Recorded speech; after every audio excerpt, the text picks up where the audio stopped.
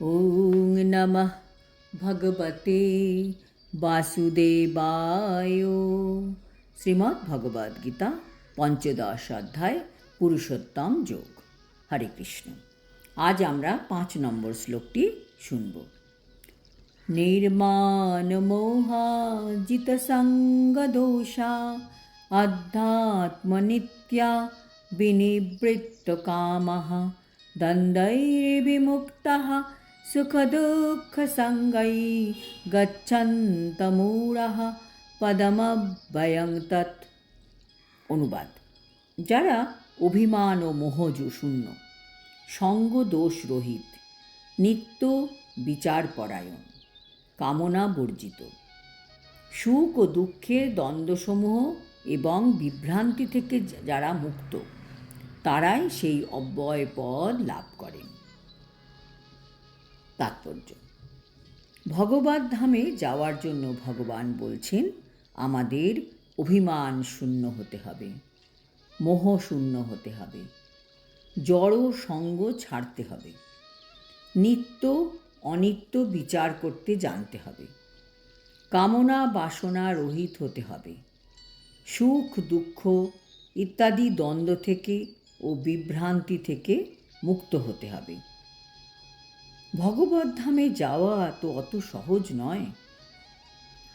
জাগতিক সম্মান পাওয়ার জন্য আমাদের যে আকাঙ্ক্ষা আর মোহ, এগুলি হচ্ছে আমাদের জড় জাগতিক বন্ধন। তাই অভিমান শূন্য হতে হবে। কেউ যখন আমাকে সম্মান করে, তখন সে আমার দেহের সম্মান করে, আত্মার নয়। আবার কেউ যদি আমার অপমান করে, তখনও সে সেই আমার দেহটিকে অপমান করছে। নিঃমান মোহা মানে আমাদের অভিমান ও মোহ ত্যাগ করতে হবে। এটাই হচ্ছে শরণাগতি বা আত্মসমর্পণের শুরু। এই শ্লোকে শরণাগতির পন্থা খুব সুন্দরভাবে বর্ণিত হয়েছে।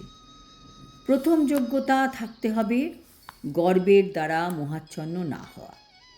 কারণ সাধারণত দেখা যায়, যারা বদ্ধ জীব তারা নিজেকে এই জড় প্রকৃতির অধিপতি বলে মনে করে এবং তার দ্বারা সে গর্বে স্ফীত হয়ে যায়।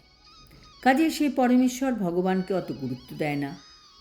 কাজেই ভগবানের শ্রীচরণে আত্মসমর্পণ করা তার পক্ষে খুবই কঠিন।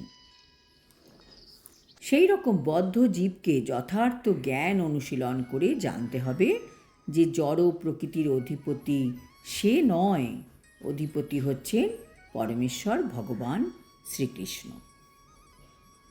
অহংকারজনিত মোহ থেকে কেউ যখন মুক্ত হয়, তখন সে আত্মসমর্পণের পন্থা শুরু করতে পারে। যে সর্বদাই এই জড়জগতে সম্মানের আকাঙ্ক্ষা করে, তার পক্ষে পরমেশ্বর ভগবানের চরণে আত্মসমর্পণ করা সম্ভব নয়। মোহের দ্বারা আচ্ছন্ন হয়ে পড়ার ফলেই অহংকারের উদয় হয়। কারণ জীব যদি অল্প দিনের জন্য এই পৃথিবীতে আসে এবং তারপর বিদায় নিয়ে চলে যায়, তবুও মূর্খের মতন সে নিজেকে এই জগতের অধীশ্বর বলে মনে করে। এইভাবেই সে সব কিছু জটিল করে তোলে এবং তার ফলে সে সর্বদাই দুর্দশাগ্রস্ত। এই ধারণার বশবর্তী হয়ে সমস্ত জগৎ চালিত হচ্ছে। মানুষ মনে করছে যে সারা পৃথিবীটাই মানব সমাজের সম্পত্তি এবং মিথ্যা মালিকানার ভ্রান্ত বোধে তারা পৃথিবীকে ভাগ করে নিয়েছে। মনুষ্য সমাজ যে এই জগতের মালিক, সেই ভ্রান্ত ধারণা থেকে মুক্ত হতে হবে। এই ধরনের ভ্রান্ত ধারণা থেকে মুক্ত হলে পারিবারিক, সামাজিক, জাতীয়তাবোধের ভ্রান্ত ধারণা থেকে মুক্ত হওয়া যাবে। এই সমস্ত মিথ্যা বন্ধনগুলি মানুষকে জড় জগতে আবদ্ধ করে রাখছে।